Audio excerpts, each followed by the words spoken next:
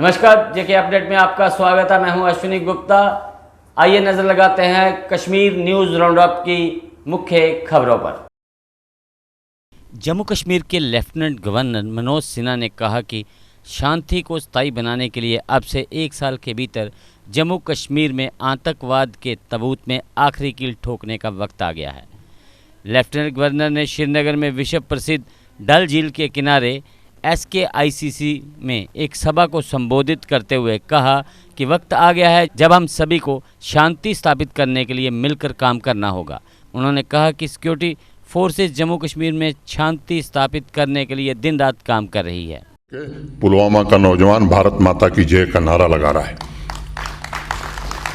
त्राल में 8000 नौजवान बच्चे भारत का तिरंगा लेकर के जुलूस निकाल रहे हैं। कुछ ताकतें हैं जो चाहती हैं व्यवधान खड़ा करना, जानबूझ करके कुछ निर्दोष लोगों की जान ली जाती है। हम बार बार इस बात को कहते हैं कि हमारा रास्ता दूसरा है, हमारा सिद्धांत दूसरा हमने तय किया है और हमारा सिद्धांत यही है कि सेना की नार्दर्न कमांड के commander lieutenant general Upendra Dwivedi ने शनिवार को कश्मीर में नियंत्रण रेखा पर सुरक्षा स्थिति की समीक्षा की और एक मजबूत घुसपैठ रोधी ग्रिड बनाए रखने के लिए सुरक्षा बलों की सराहना की। उन्होंने ट्विटर पर कहा कि नार्दर्न कमांड के commander lieutenant general Upendra Dwivedi ने LOC के साथ कश्मीर में फॉरवर्ड एरियाज का दौरा किया और सुरक्षा स्थिति की समीक्षा की। लेफ्टिनेंट जनरल द्विवेदी ने बदामी बाग कैंट के अपने दौरे के दौरान कश्मीर में शांति और सशक्तिकरण की पहल को बढ़ावा देने के लिए नागरिकों महराज मलिक, अरशिद रसूल, जमीला बेगम, साहिल मुजफ्फर और मीर फारूक को सम्मानित किया।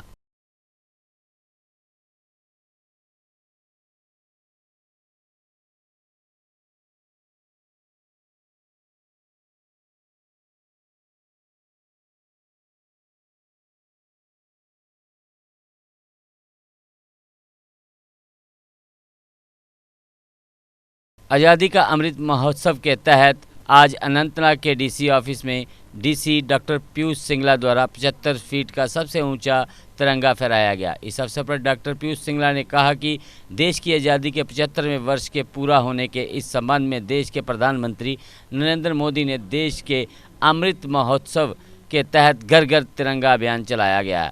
इसी के तहत अनंतनाग जिले के प्रत्येक क्षेत्र में घर घर तिरंगा रैली व विभिन्न समारोह आयोजित किए गए हैं।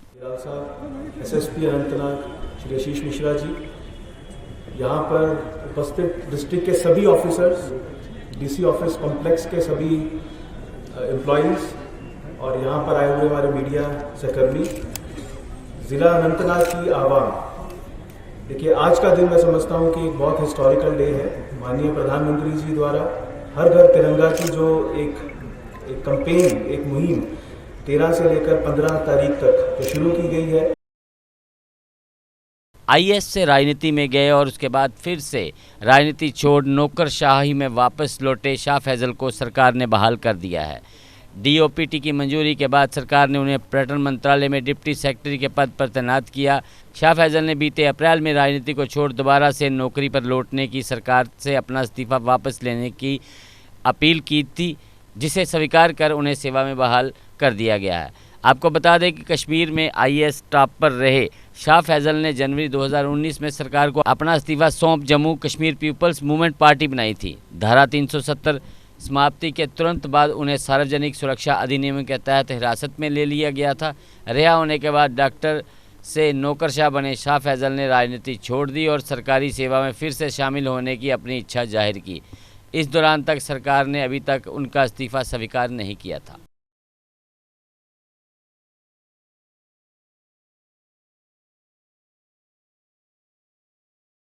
सिनेमाघरों के 30 साल से ज़्यादा वक्त तक बंद रहने के बाद कश्मीर को अगले महीने मिलने वाला पहला मल्टीप्लेक्स पूरी तरह से तैयार है।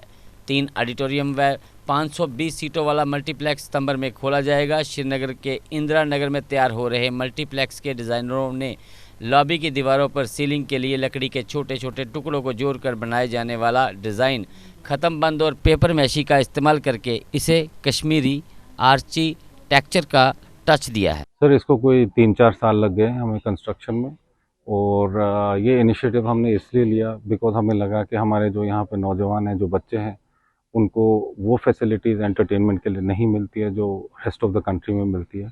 इसलिए हमने सोचा कि हमें फर्स्ट होना चाहिए जो वो फैसिलिटीज़ लेके यहाँ आएगा। सर क्या क्या फैसिलिटीज़ है इसमें, थोड़ा बहुत उनके बारे में आप बताइए, और जो सीटिंग अरेंजमेंट है थोड़ा बहुत इनके बारे में बताइए, क्या क्या चीज़। जी जी, यहाँ 3 ऑडिटोरियम रहेंगे सर। आप देखते रहे जेके अपडेट।